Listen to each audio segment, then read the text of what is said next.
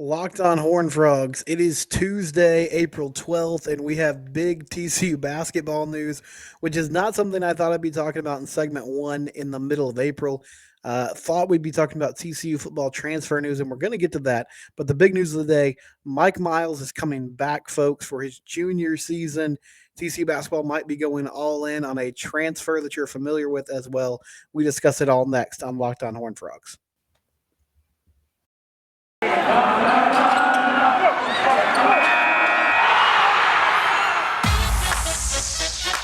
You are Locked on Horn Frogs, your daily podcast on the TCU Horn Frogs, part of the Locked On Podcast Network, your team every day.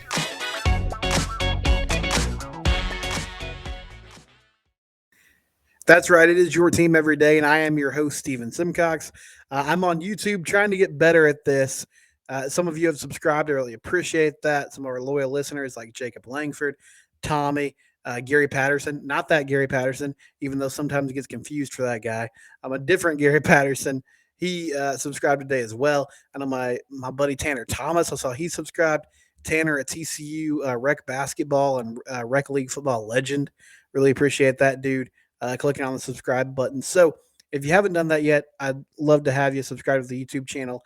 If you're still just listening on the traditional podcast platform, that is very much appreciated as well. And thank you, however you're tuning in. Just trying to give more content and more platforms and availability for all our listeners and viewers. Okay, so Mike Miles, about 2 weeks ago, Mike declared for the NBA draft.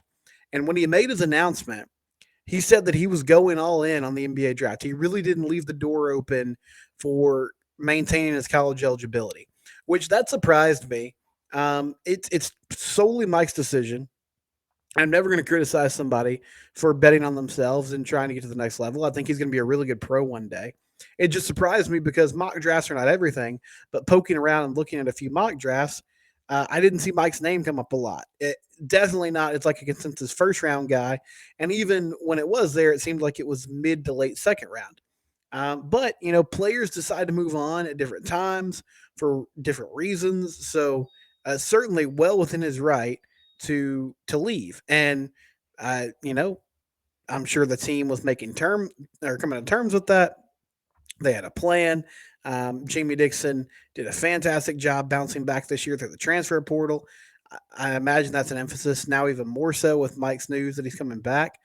But then throughout the week, last week, it started to leak out like, okay, he's actually sort of changed his mind. He's going to maintain his college eligibility. He wants to keep his options open.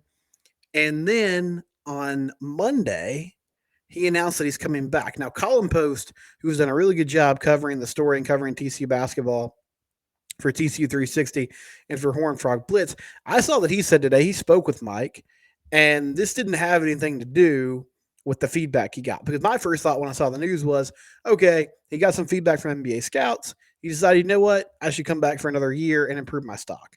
But apparently, this was just about coming back and playing with this team that you saw what they did at the end of the year, how special they were, how they went toe to toe with Arizona, getting to the round of 32. I know a lot of traditional basketball schools sort of scoff at that, but that was a huge deal for TCU basketball, dominating Seton Hall. It was a big win for the program, getting an NCAA tournament victory, moving on to the next round. They went toe to toe with Arizona, and I feel like it validated in their mind we're a dangerous team. We're a team that is a force to be reckoned with. And if everybody comes back, which we already saw Chuck O'Bannon say he's coming back for year 7 or whatever it is of his eligibility. Francisco Farabello, at least at the moment, appears to be the only guy moving on. So if everyone comes back, we can run this thing back and be great. And I'm really glad that Mike wants to be a part of that. And I'm over the moon that he's here. This is huge news. I mean, this team, I think they're going to be preseason top 25. I think they'll be selected to be in the top half of the Big 12. We know this conference is an absolute meat grinder, defending national champs in Kansas the year before, the defending national champs in Baylor. They're always going to be a force. Iowa State's getting better. You go down the list. Everybody's got a good program. Texas Tech has maintained, what they did under Chris Beard. Chris Beard has moved on to Texas now. Mike Boynton's a great coach at Oklahoma State. Like everyone's good. Uh, and TCU is now a part of that. And they have a chance to do something really cool this year. Just the addition of Mike when it looked like he was gone, automatic shot in the arm for the team. If Eddie Lamb can continue to become more confident and more polished on the offensive side of the ball, if Emmanuel Miller, who I think could be an absolute force, can continue to improve his game, if Micah Peavy, great defender, can either develop an outside shot or become, somebody who can score as a slasher, as someone who can get to the rim, who can be explosive. If Chuck O'Bannon can flirt with, high 38, 39%, 40% from three and be an even more dead eye shooter in the corner, uh, this team can be really, really good. If Damian Ball can cut down on his turnovers, the athleticism for him is off the charts. And there's a name that was thrown out there today that surprised me. Kendrick Davis. And you might remember that name because he was once a TCU guard.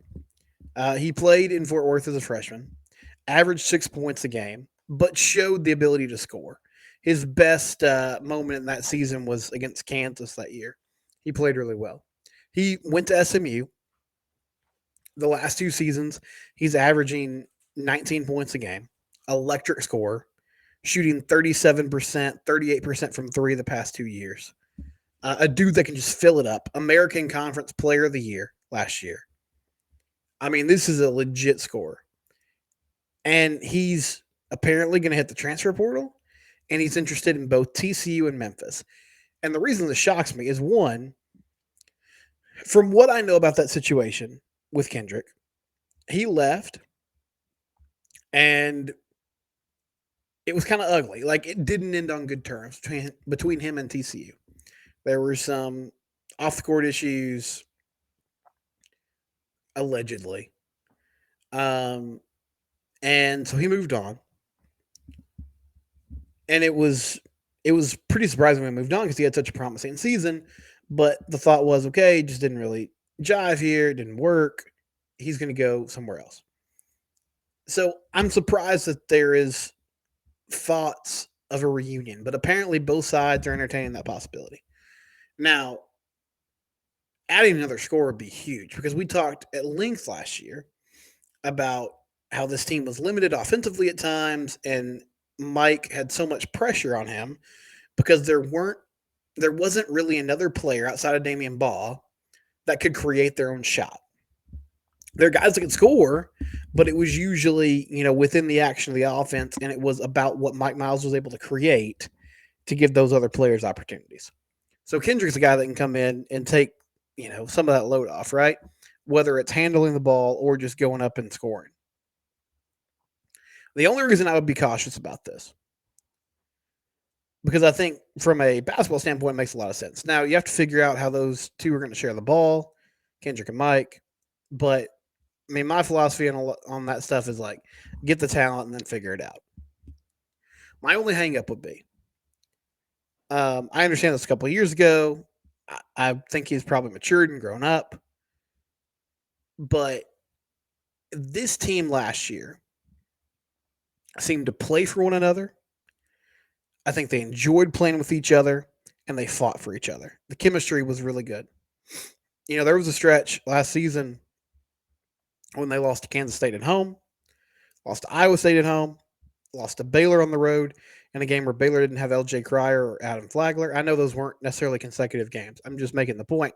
In the stretch of 5 or 6 games, they lost those 3, and it looked like they were probably playing themselves out of the tournament. They righted the ship. They beat Texas Tech. They upset Kansas. They had a huge comeback win against Texas in the Big 12 tournament. Go dominate Seton Hall in the NCAA tournament, play toe-to-toe with Arizona. And you saw they didn't lose the belief. They didn't lose the faith. They just sort of banded together and made things happen. And you don't want to do anything to mess that up. But I think Davis is the type of talent that you take the risk on. So we'll see what they do. But man, just exciting news. This makes the ceiling for this team so much higher with Mike Miles coming back. A improved, healthier Mike Miles is a bigger addition to this group than any addition that you can make in the transfer portal. I firmly believe that. Okay, I want to talk some football next. Before we do that, though, I do want to mention one of our great sponsors, betonline.net, your number one source for all your betting stats and sports info. You can find all the latest developments, league reviews, notes, including everything you need to know for the NBA playoffs and the start of the Major League Baseball season. BetOnline, your continued source, for all your sports wagering information, live betting, playoffs, esports, and more. Bet online, it's where the game starts. Okay, so TCU football over the weekend, there was some news that came down that Corey Wren would be headed to Fort Worth. Now, if you don't know that name, Corey played at Florida State the past couple seasons and was never super involved in their offense. He was a special teams um, member, kickoff return guy. He has fantastic speed. He's from Louisiana originally, and I was reading a little bit about what Gabe Brooks wrote from 247 Sports. He ran a 10.5 to 100 meters in high school. Was a big time track star. He was a running back in high school. Played in a split veer offense. Had 1,146 yards in his senior year, 20 touchdowns, averaged 11.7 yards per carry. So an explosive player.